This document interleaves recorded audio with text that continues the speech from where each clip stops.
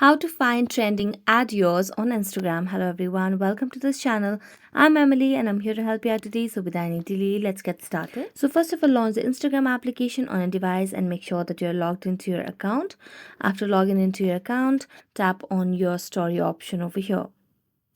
As you do that, you can click any picture randomly over here, or you can just get it from a gallery.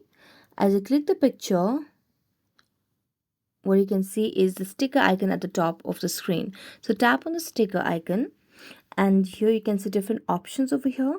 So here you can see the option of add yours. So tap on add yours and here you'll be able to see the prompt can be written over here and people can see stories added to the sticker. So in order to see what are the trending add yours options over here, you need to click on this cube like thing over here. So just tap on it and it will give you different trending ideas on add yours option on Instagram. So thank you so much for watching this video. See you next time.